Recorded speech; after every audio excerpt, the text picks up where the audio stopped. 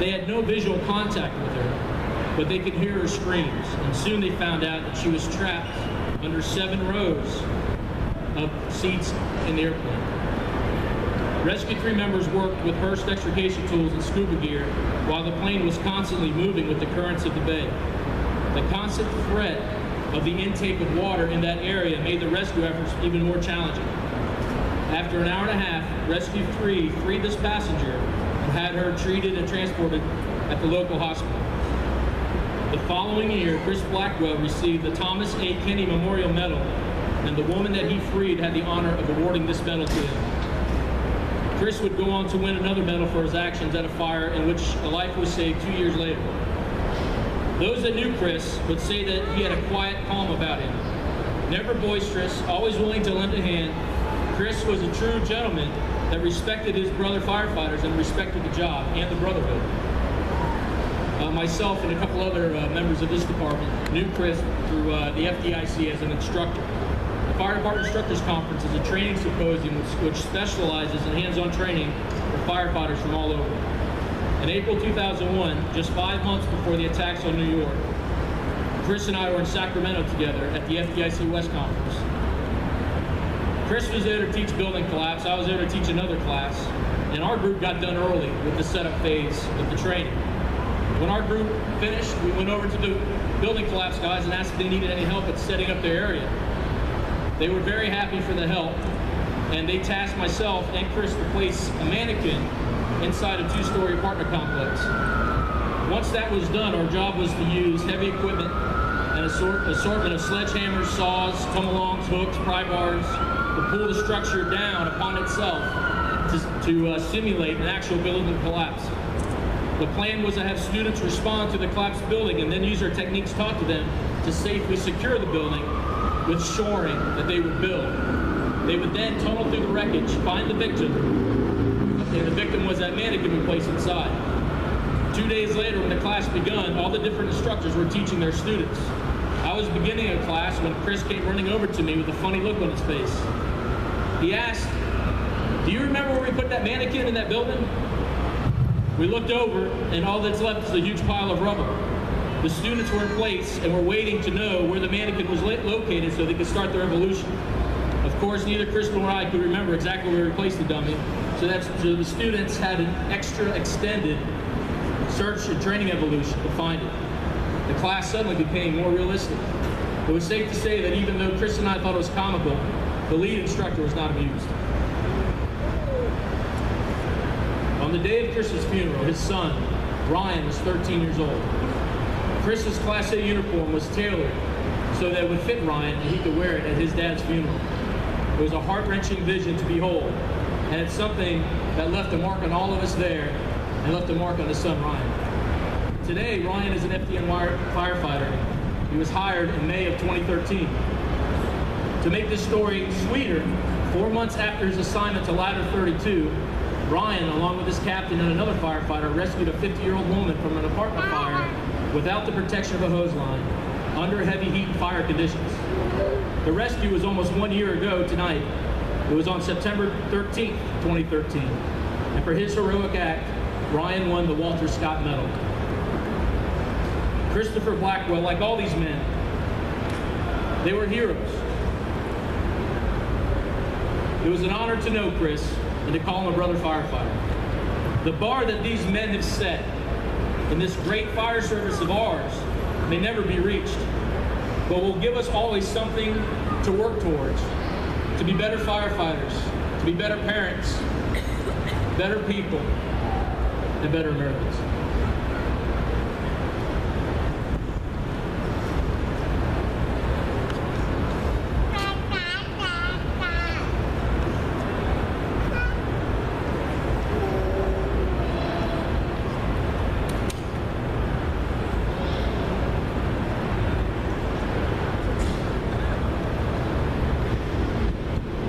What I'll be reading is a bell ceremony. That's a tradition held by firefighters across the world. The men and women today of today's fire service are confronted with a more dangerous work environment than ever before. We are forced to continually change strategies and tactics to accomplish our tasks. Our methods may change, but our goals remain the same as they were in the past: to save lives and to protect property, sometimes at a terrible cost. This is what we do.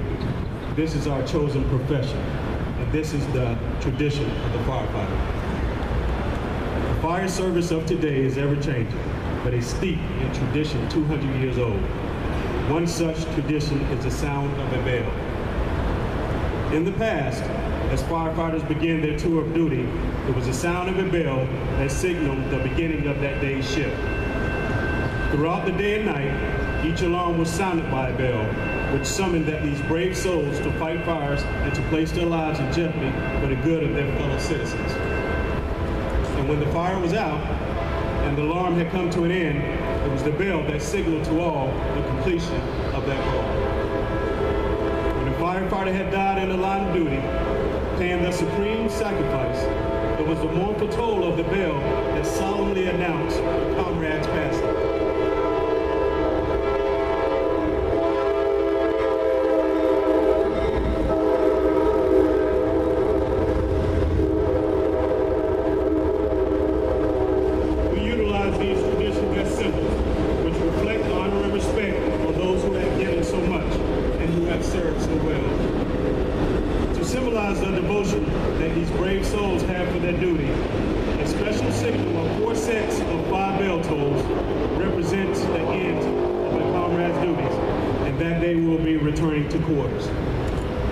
And so, to those who had selflessly given their lives for the good of their fellow man, their task completed, their duties well done, to our comrades, their last alarm, they are going home.